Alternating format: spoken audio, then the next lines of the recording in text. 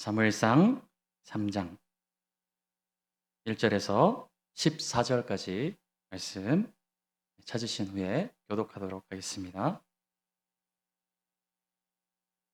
아이 사무엘이 엘리 앞에서 여호와를 섬길 때에는 여호와의 말씀이 희귀하여 이상이 흔히 보이지 않았더라.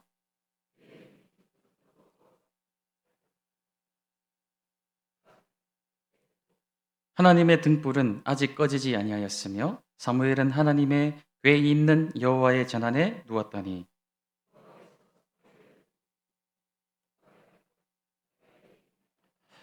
엘리에게로 달려가서 이르되 당신이 나를 부르셨기로 내가 여기 있나이다 하니 그가 이르되 나는 부르지 아니하였으니 다시 누우라 하는지라. 그가 가서 누웠더니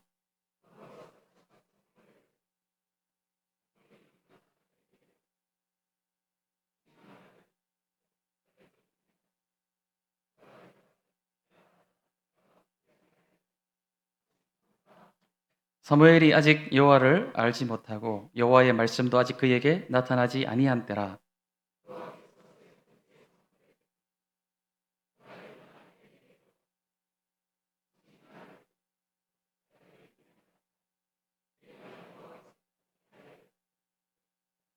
엘리가 사무엘에게 이르되 가서 누웠다가 그가 너를 부르시거든 네가 말하기를 여호와여 말씀하옵소서 주의 종이 듣겠나이다 하라 하니 이에 사무엘이 가서 자기 처소에 누우니라.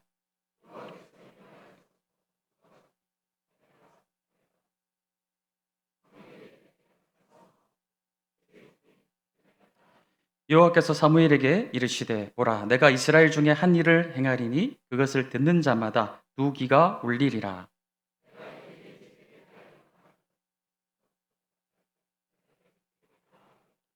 내가 그의 집을 영원토록 심판하겠다고 그에게 말한 것은 그가 아는 죄악 때문이니 이는 그가 자기의 아들들이 저주를 자청하되 금하지 아니하였음이니라. 맹세하기를 엘리의 집의 죄악은 제물로나 예물로나 영원히 속죄함을 받지 못하리라 하였노라 하셨더라. 아멘. 2장 말씀에서 하나님은 패역한 엘리 가문의 멸망을 예고하셨고 새로운 제사장을 일으키실 것을 말씀하셨습니다.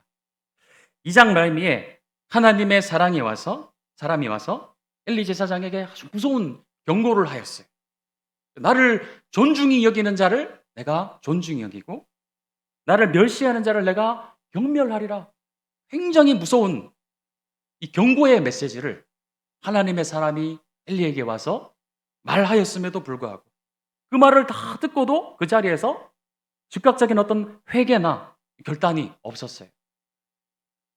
이런 엘리의 태도만 보아도 굉장히 무서운 경고의 말씀이 아닙니까? 그런데 이 말을 듣고도 이런 엘리의 태도를 보면 그가 하나님을 경외하지 않는 사람이었음을 알게 되는 것입니다.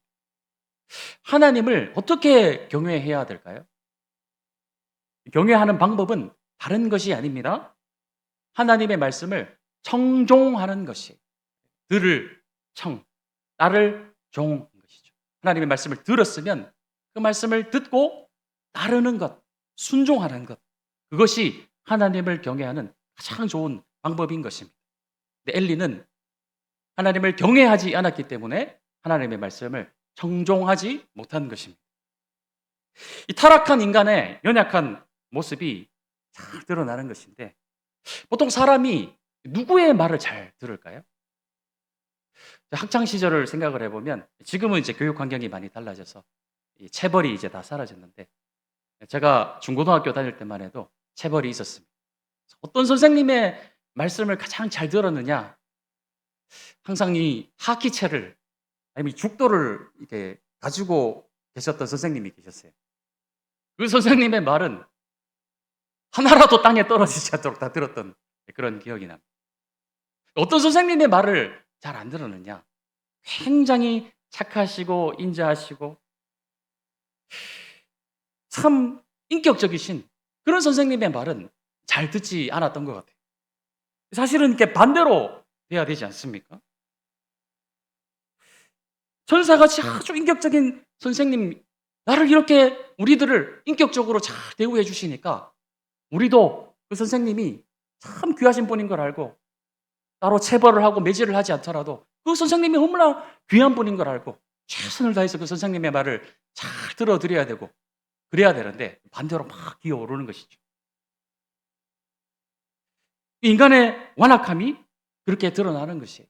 나한테 잘해주면 만만하게 보고 더 기어오르고 선을 넘고 막 때리고 체벌하면 무서워가지고 그런 선생님의 말을 잘 듣는 것이 인간의 연약함이 아니겠습니까?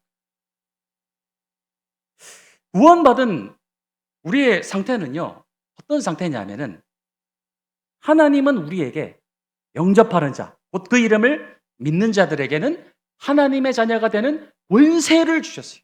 하나님의 자녀가 되도록 우리는 구원받았기 때문에 하나님의 자녀가 되는 권세를 받은 자들이.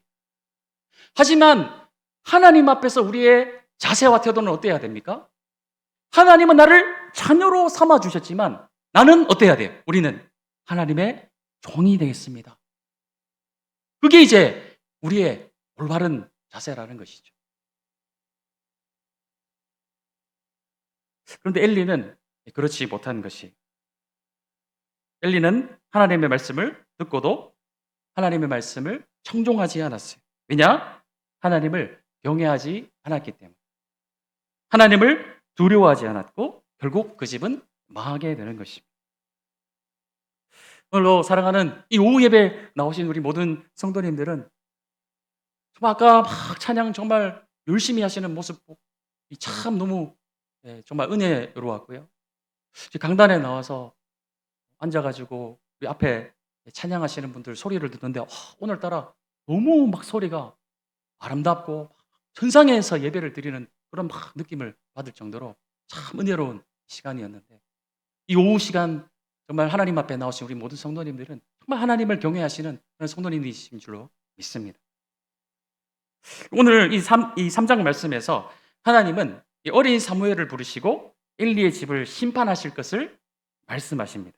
3장의 대략적인 요약은 사무엘이 성전에서 이렇게 누워 잘 때 하나님께서 사무엘을 부르시죠. 두 차례 하나님이 부르시는 것을 알아듣지 못하고 제사장인 이 엘리를 찾아갔지만 엘리도 이걸 알아차리지 못했어요. 세 번째가 돼서야 하나님이 너를 부르시니까 주여 내가 여기 있나이다 이렇게 말해라. 이제 어린 사무엘이 하나님의 말씀을 다 들었습니다. 다음날 아침이 돼가지고 엘리 제사장이 궁금해가지고 이 사무엘을 막 협박해서 네가 무슨 말을 들었느냐 그 말을 다 전해 듣게 되죠. 시간이 지나서 엘리의 가문은 점점 망하게 되고 사무엘이 이스라엘의 사사가 되어서 하나님을 섬기게 되는 내용으로 3장이 마무리되는 것을 보게 됩니다. 이 말씀만 보아도 이 사무엘이 집 성전에 드려진 이 시대가 얼마나 시대적으로 암울했는가 잘 알 수가 있는 것이 1절 말씀을 다시 한번 보겠습니다. 아이 사무엘이 엘리 앞에서 여호와를 섬길 때에는 여호와의 말씀이 희귀하여 이상이 흔히 보이지 않았더라 말씀하고 있어요. 하나님의 말씀이 희귀했다라고 말씀하고 있습니다. 하나님께서 사무엘을 부르시기 전에 하나님의 계시가 희귀했다라는 것 자체가 얼마나 시대적으로 어두웠고 암울한 시대였는가. 이 구약 시대에는 하나님께서 여러 부분과 여러 모양으로 말씀하셨어요. 선지자들을 부르시고 사사들을 부르셔서 그들에게 말씀하시고 꿈이나 이상 등을 통해서 계시해 주셨어요. 그런데 지금 오늘 본문의 배경이 되는 이 시대에는 그런 하나님의 말씀조차 희귀하였다라고 말씀하고 있습니다. 하나님이 말씀하실 사람이 없는 거예요. 하나님이 말씀하실 사람도 없고 그 하나님의 말씀을 들을 사람도 없는 거예요.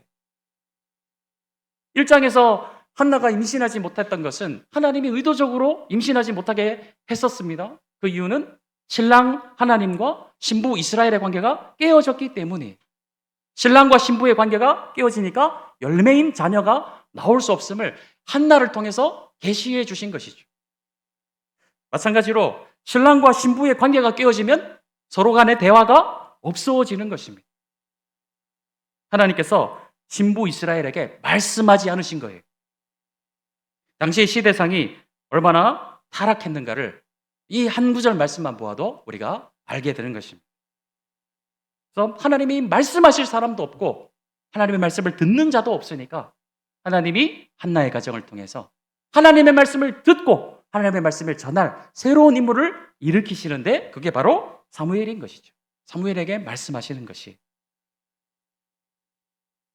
이 시대 왕이신 하나님이 있으심에도 불구하고 마치 왕이 없는 것처럼 각자가 자기의 소견대로 옳은 대로 행하던 그 시대에 하나님을 왕으로 인정치 않는 마치 자기가 왕인 것처럼 살아가던 그 시대가 바로 이 사무엘상의 시대였다는 것입니다. 그래서 하나님은 그들을 향한 계시와 이상을 끊어버리시는 거예요. 그것이야말로 아주 무서운 형벌이 아니겠습니까? 소돔과 고모라처럼 막 땅에서 막 유황이 터지고 유황비가 불바다가 돼야 하나님이 징벌하시는 것이 아니라는 거예요. 그것만이 하나님이 심판하시는 것이 아닌 것입니다. 오히려 그것보다 더 무서운 하나님의 심판은 그냥 내버려 두시는 것이, 말씀하지 않으시는 거예요. 하나님이 그 백성들에게 말씀하지 않으시는 것이야말로 하나님의 백성들에게 있어서는 가장 무서운 형벌인 것입니다. 그럼에도 불구하고 이 시대 백성들과 제사장들은 지금 자신들이 얼마나 무서운 형벌을 받고 있는지 인지하지 못하고 그냥 살아가고 있는 것입니다. 내가 벌을 받고 있는데 벌을 받고 있는지조차 모르고 살고 있는 것입니다.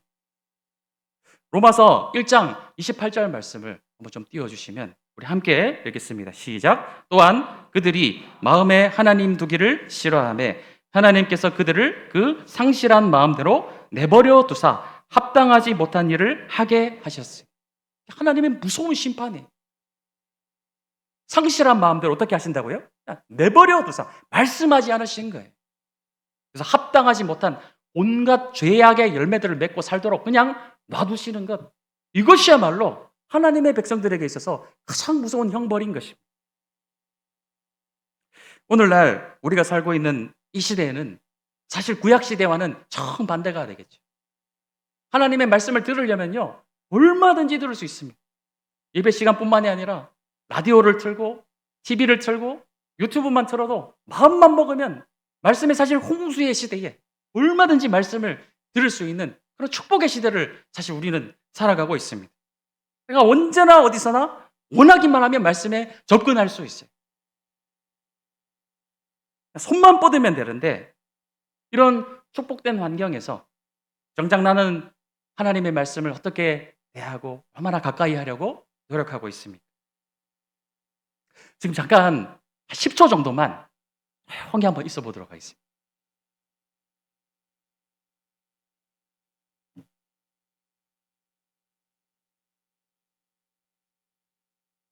혹시 지금 무슨 소리 들리시나요?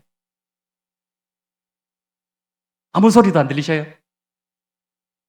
아, 예, 우리 장로님은 지금 위에서 돌아가는 팬 소리 들리신다고 하고.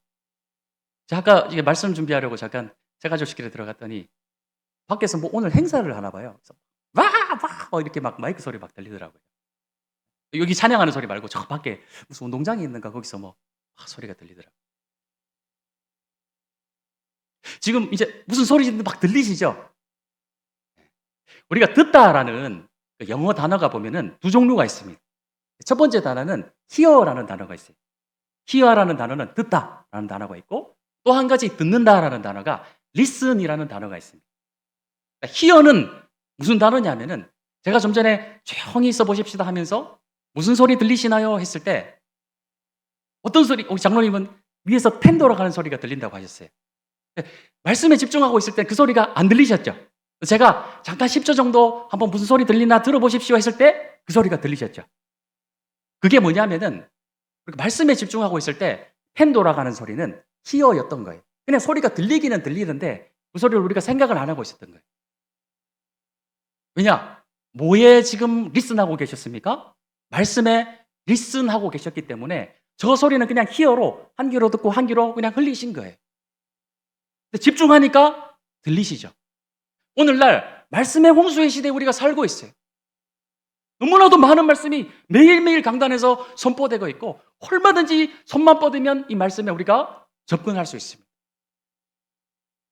혹시 정말 그러신 분 안 계시겠지만 혹시 이 자리에서 혹은 다른 예배의 자리에서 하나님의 말씀을 그냥 히어하고 계시고 있으진 않으시겠죠? 리슨하고 계시죠? 주목하여 듣고 계시죠? 들리는 것이 아니라 듣고 계시죠? 하나님의 말씀에 들으셔야 합니다. 들려지는 것이 아니라 하나님 말씀을 주목하시고 히어가 아니라 리슨하셔야 돼요. 하나님이 오늘도 우리에게 말씀하시고 싶어 하십니다. 이 사사시대처럼 하나님이 말씀하시고 싶어서 말씀하고 싶은데 말씀을 들을 사람이 없어서 하나님이 말씀하지 못하시면 얼마나 암울한 시대가 될까요? 하나님이 우리 가정에 말씀하시고 싶으신데 들을 사람이 없어서 우리 가정에 하나님이 말씀하지 못하시면 얼마나 암울한 일이 되겠습니까?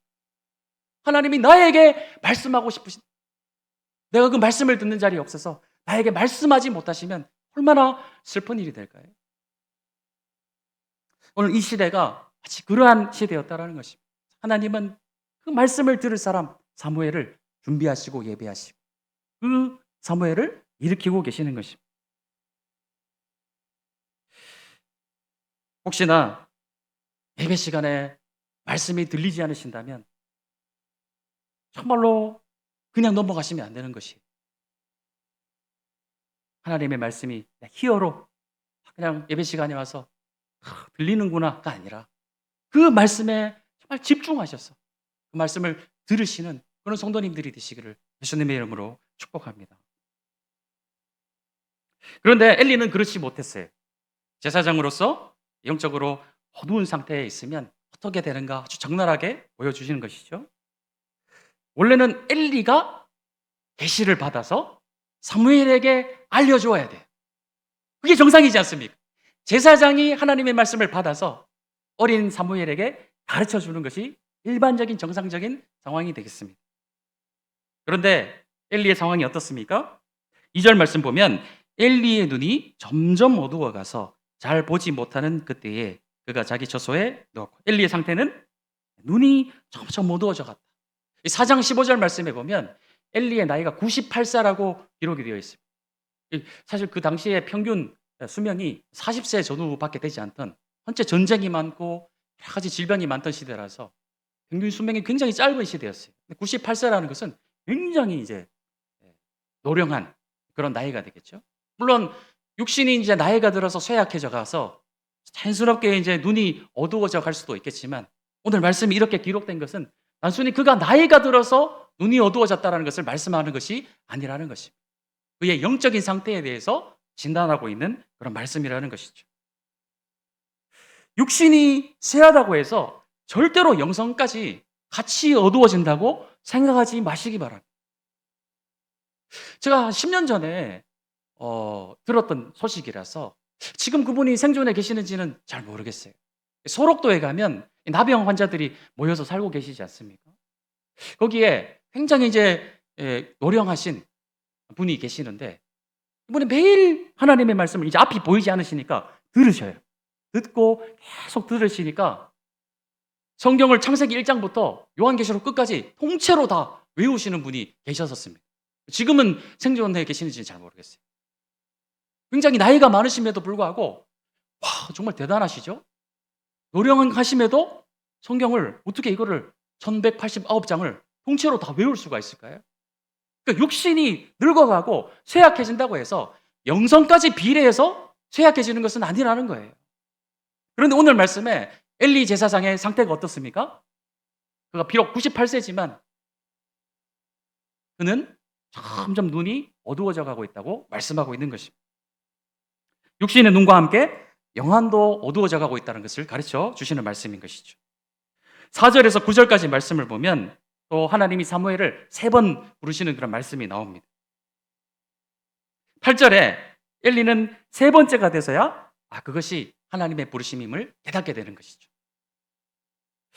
만약 엘리가 평소에도 하나님과 소통하고 있었다면 한 번에 알았지 않았을까요? 야, 하나님이 지금 너를 부르신다. 나는 너를 부른 적이 없는데 그런 음성이 들렸다는 것은 하나님이 너를 부르시는 거야. 한 번에 알지 않았을까요?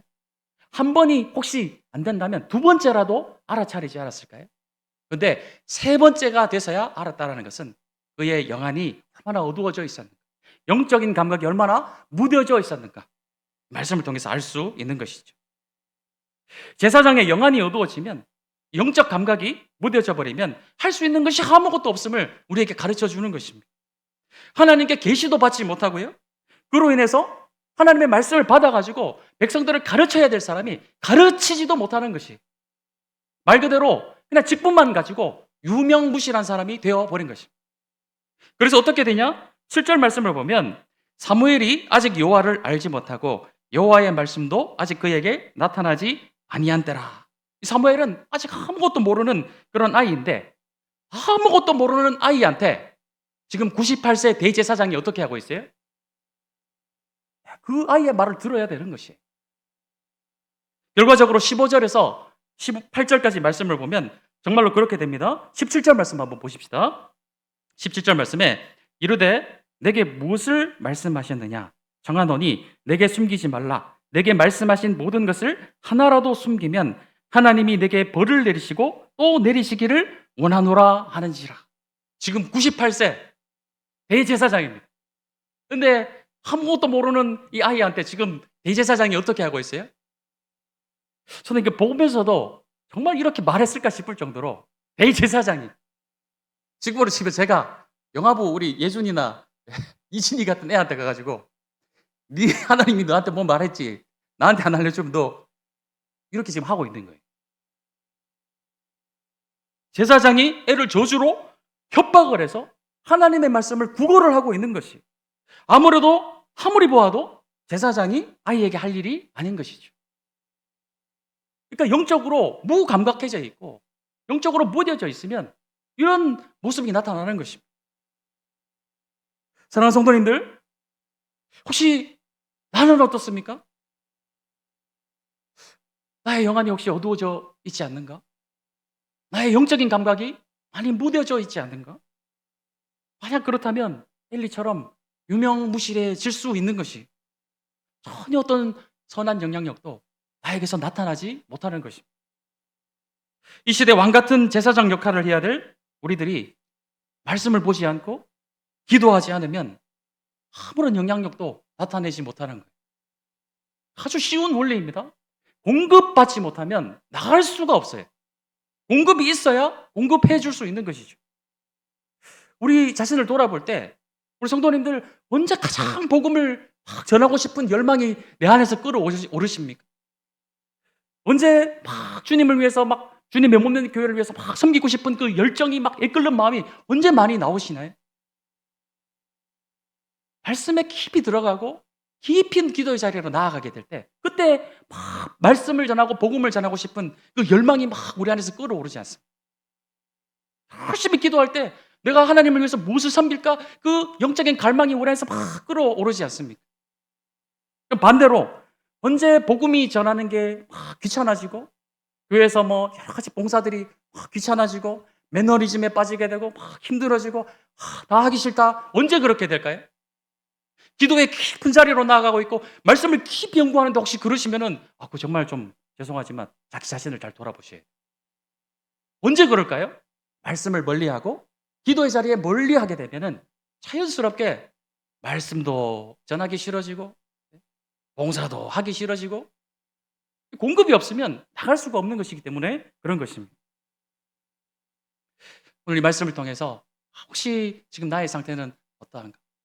어느덧 막 섬기는 것이 귀찮아지고 하기 싫고 뭔가 내가 이렇게 하는 것이 손해보는 것 같고 그러시면은 빨리 자기 자신을 잘 진단하셔야 될 줄로 믿습니다. 계속해서 엘리의 영적인 어두움은 그 자녀들을 방치함을 통해서 더욱 확실하게 드러나게 되죠.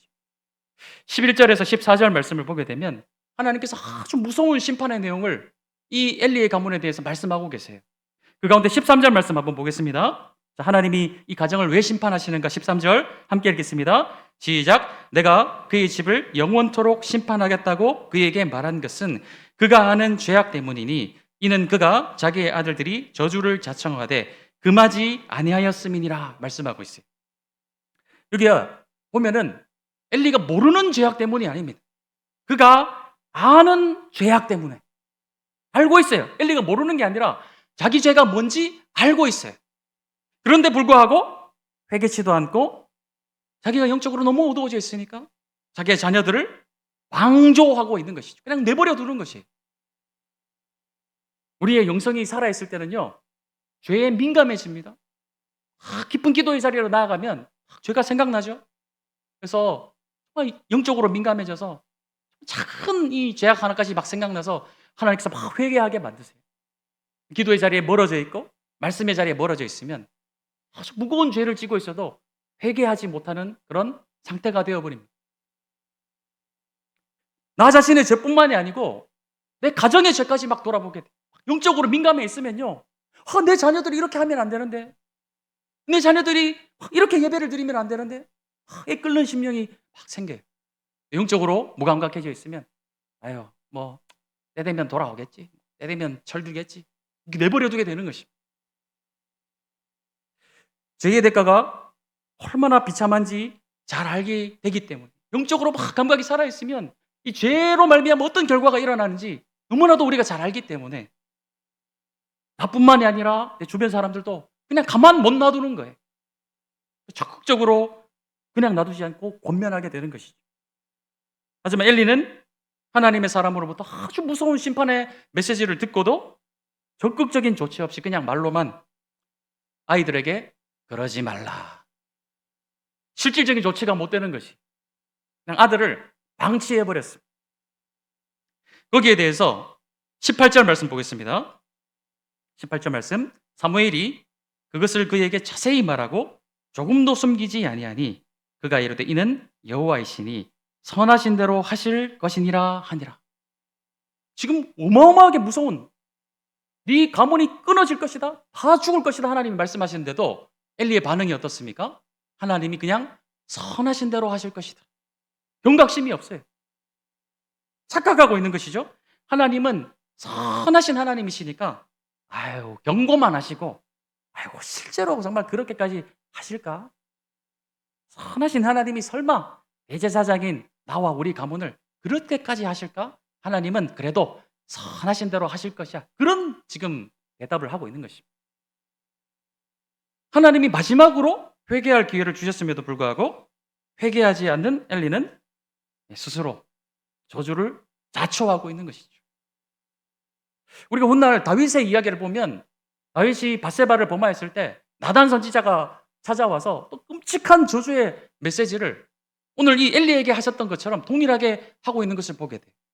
그 메시지를 들은 다윗은 즉각적으로 어떻게 합니까? 내가 죄를 범하였노라 고백하였던 것이죠.